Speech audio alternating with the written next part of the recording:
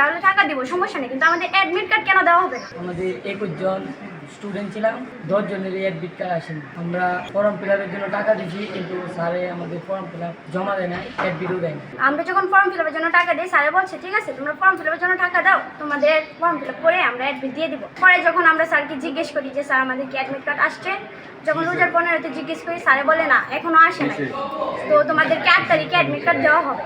তো 8 তারিখে আমাদের গার্জিয়ান যায় সবাই মিলে একসাথে গিয়ে, যখন স্যারকে জিজ্ঞেস করে স্যার আমাদের অ্যাডমিট আসে না কেন, স্যারে বলতেছে যে কিসের জন্য আসে নাই তা তো জানে না, কিন্তু তোমরা 2-1টা বিষয় ক্রস কেসে দেখে তোমাদের অ্যাডমিট হয় না।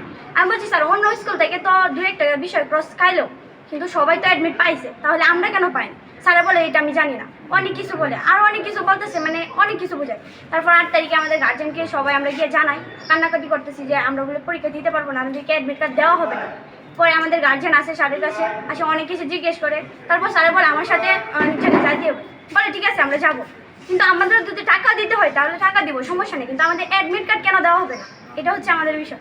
যদি আমাদেরকে অ্যাডমিট কার্ড না দেওয়া হতো তাহলে তো আমরা যে মৃত্যু স্যার আমাদের কোনো উপায় নেই, কারণ একটা বছর অনেক কিছু, একটা ছাত্র জীবনের জন্য 365 দিনের অনেক কিছু। আমাদের 21 জন স্টুডেন্ট ছিলাম, 10 জনের অ্যাডমিট কার্ড আসেনি। আমরা ফর্ম ফিল আপের জন্য টাকা দিয়েছি, কিন্তু স্যারে আমাদের ফর্ম ফিল আপ জমা দেয় না, অ্যাডমিটও দেয় না।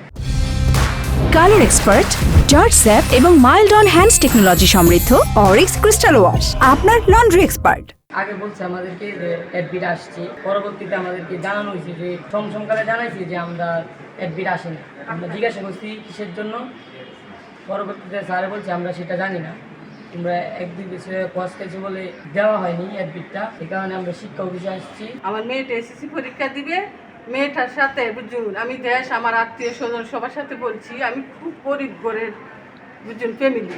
আমার মেয়েটা পরীক্ষা দিব, আমার খুব গৌরব আছি, আমার খুব আনন্দ আছি। এই আনন্দটা আমার হেডমাস্টারে বাঙিয়েছে স্বামীর চা কয়ারকালী উচ্চ বিদ্যালয় বুঝুন। আমি এটার প্রতিবাদ চাই, আমার মেয়ে পরীক্ষা কেমনে দিব এটা আমি চাই। আপনারা সবার তো আমার এই দাবিটা, আমার দাবিটা আপনারা মিটাই ভাই, আর নাহলে আমার মেয়ে যদি কিছু হয় আপনারা সবারই আমি বুঝুন বিচার চাই। আমি বিচার কেমনে করবেন আমি এটা চাই। তুমি একটু আলোক পরিমাণে স্কুলের দ্বারা আমরা পরীক্ষা দেওয়া দিতাম, আমাদেরকে এই সুযোগ দেয়। আমাদের এই স্টুডেন্টরা সেই কথাটা বলতে যদি আমরা পারতাম না, বা 3-4 দিন বা 1 মাস আগে বলতে পারতাম না, আমরা অন্য স্কুলে আমাদের এগুলো ট্রান্সফার করে এটা ওদের পরীক্ষাটা দেওয়া দেন। 10টা বাচ্চা শুনলাম যে পরীক্ষা দিতে পারেনি, তারা আমার কাছে এসেছে। তো যে স্কুল থেকে তারা পড়াশোনা করেছে, সরোজ খান স্কুল, এই স্কুলটার নাম আসলে আমি গতকাল প্রথম শুনি। তো সেই স্কুলটি টাকা নিয়েছে, টাকা নিয়ে অন্য স্কুল থেকে পরীক্ষা দেওয়ার ব্যবস্থা করে দেবে বলে বলেছিল, কিন্তু সেই সুযোগটা তারা করে দিতে পারেনি। তো বাচ্চাগুলোর জীবন থেকে একটা বছর চলে গেল, এটা আসলে দুঃখজনক। এই বিষয়গুলো প্রতিষ্ঠান প্রধানদের ভাবা উচিত, এবং তারা যদি দিতে না পারতো তাহলে টাকা ফেরত দেওয়া বা সঙ্গে সঙ্গে বাচ্চাদের জানিয়ে দেওয়া দরকার ছিল যে আমরা পারছি না। তো এই পরিস্থিতি বা এরকম যেন সৃষ্টি না হয় ভবিষ্যতে, এই পরিস্থিতি যেন সৃষ্টি না হয়, এই বিষয়ে অভিভাবক সহ সকলকে একটু সচেতন হতে হবে।